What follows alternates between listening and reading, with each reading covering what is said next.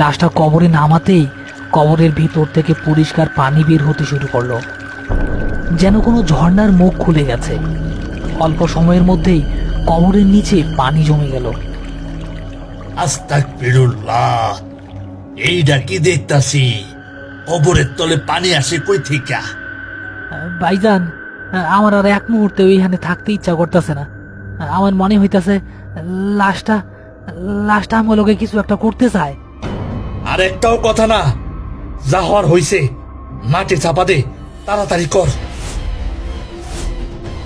তারা প্রায় এক প্রকার তাড়াহুড়ো করেই মাটি চাপা দেওয়ার কাজ শেষ করলো। দোয়া দুরুদ পরে কোনো মতে কাজ শেষ করে তিনজনই গোরস্থান থেকে বের হলো। রাত তখন প্রায় 3টা বাজে। বাড়ি ফেরার সময় করিম রতনকে বলল, শোন রতন, জি ভাইজান, বলেন। আজকে যা দেখছস সব বুইলা যা, আর সোজা বাড়ি যাবি, পিছে ফিরে তাকাবি না। যদি বেশি ডর লাগে তাইলে আজ রাতটা আমার বাড়িতে থাইকা যা। না ভাইজান, ঠিক আছে, আপনিও সাবধানে যায়েন, কাল সকালে দেখা হইব। জব্বার ভাই, আপনিও একটু দেখে শুনে থাকেন।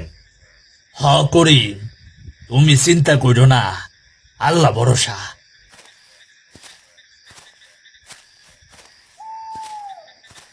করিম নিজের বাড়ির দিকে রওনা হলো। গোরস্থান থেকে তার বাড়ি খুব বেশি দূরে নয়।